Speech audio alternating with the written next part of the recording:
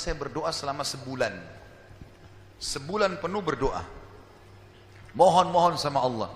Kasih ya Allah, nikahkan saya. Dan doanya begini, ya Allah, karuniakan saya wanita yang paling cantik di Yaman, yang paling pintar, yang paling kaya. Ini dalilnya semua kita sudah tahu tentunya, surah Al-Asr.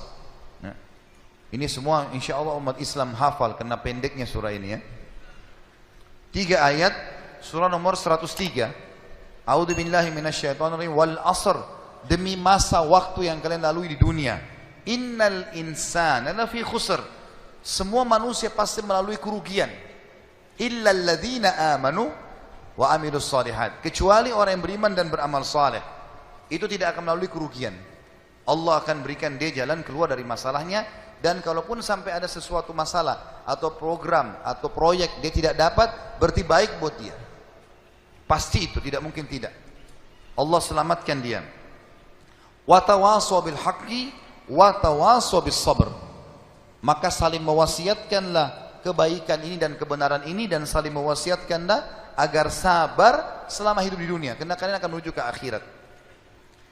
Saya kasih contoh teman-teman, ada satu doktor ngajar di Ummul Qura, Dr. Muhammad, semoga Allah jaga beliau. Saya pernah mendengarkan salah satu kaset ceramahnya luar biasa gitu. Dia kasih contoh, dia bilang ada seseorang, jazakallah khair, ada seseorang di Saudi, teman dia, salehnya luar biasa ibadahnya. Dia bilang, sholat malamnya gak kehilangan, sholat 5 waktu selalu on time, selalu menjaga istiqomah di jalan Allah, halal-halal, haram-haram. Satu waktu dia lamar seorang wanita dan diterima lamarannya. Pada saat sudah mau menikah, gitu kan, kurang lebih ditentukan jadwal, kalau saya tidak salah itu 3 bulan dari waktu itu akan menikah. 2 bulan atau 1 bulan sebelum pernikahan, tiba-tiba perempuan ini batalin pernikahan. Tiba-tiba batal pernikahan, nggak jadi nikah. Laki-laki ini bertanya kepada calon mertuanya, ada apa? Saya juga nggak tahu. Ditanya perempuan ini oleh orang tuanya, kenapa nak? Malu keluarga? Enggak, pokoknya saya nggak mau nikah sama laki-laki ini. Bersikeras si perempuan tidak mau nikah. Kata Dr. Muhammad, dia bilang, saya setiap kali ketemu sama teman saya ini, teman saya selalu berdoa. Saya dengar doanya, ya Allah kembalikan wanita ini pada saya suka sama dia. Luar biasa merengeknya sama Allah, gitu kan. Dan saya saking kesian sama dia, sampai saya mengatakan, ya Allah kabulkan buat dia. Luar biasa dia mohonnya sama Allah. Tapi uniknya kata Dr. Muhammad, enggak dikabulkan, enggak dikasih sama Allah. Sampai tiba hari H pernikahan yang ditentukan tanggalnya, perempuan ini akhirnya memang dia tunggu waktu itu. Ada laki-laki lain lamar, diterima sama dia. Diterima pada saat itu. Diterima lamaran laki-laki baru. Waktu sudah menikah sama laki-laki itu, si orang soleh ini, temannya Dr. Muhammad, berhenti berdoa. Sudah selesai, jadi istrinya orang, nggak boleh kita doa lagi kan. Maka Dr. Muhammad mengatakan, saya justru bertanya-tanya pada saat itu, di mana bentuk kasih sayangnya Allah kepada teman saya? Dia sudah soleh, janji Allah baik, mestinya dia dapat yang dia mau. Kenapa di sini luput? Nah ini yang saya bilang di poin ke-11, Allah selamatkan dari kerugian dan bahaya. Ternyata dia bilang, justru setelah perempuan itu nikah sama laki-laki yang jadi suaminya sekarang, saya baru tahu bentuk kasih sayangnya Allah pada teman saya.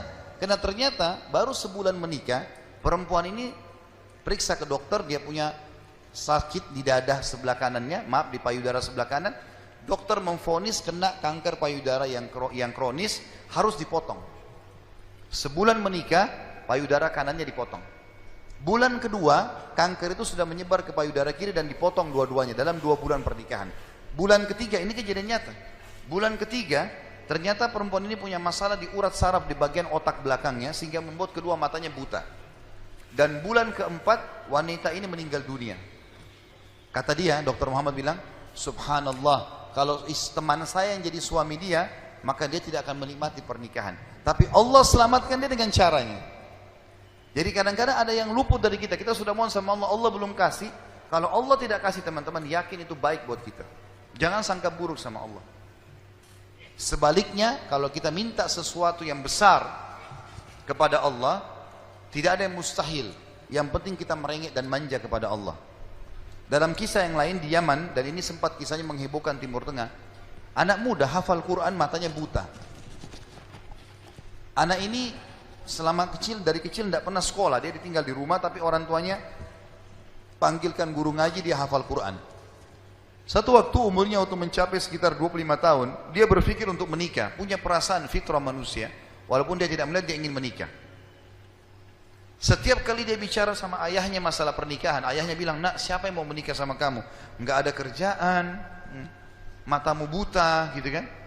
Kalau misalnya ada orang yang simpatik, baru kita bukain pintu itu. Anaknya selalu merasa terpukul. Apa yang terjadi? Dia berdoa sama Allah. Dalam kisah ini dikatakan, dia cerita tentang dirinya, dia bilang, saya berdoa selama sebulan. Sebulan penuh berdoa. Mohon-mohon sama Allah. Kasih, ya Allah, nikahkan saya. Dan doanya begini, ya Allah, karuniakan saya wanita yang paling cantik di Yaman, yang paling pintar, yang paling kaya.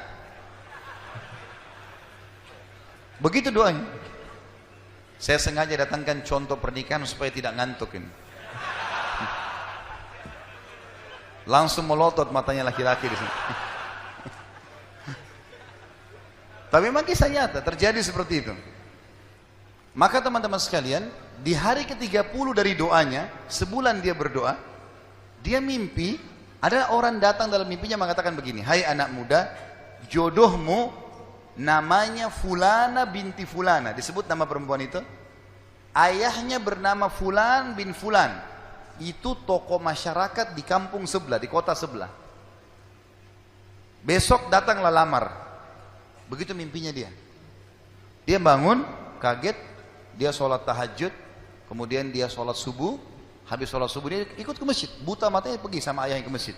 Pulang dari sholat subuh dia bilang sama ayahnya, ayah, ada enggak kota di sebelah kita ini namanya kota ini? Kata ayahnya, ada.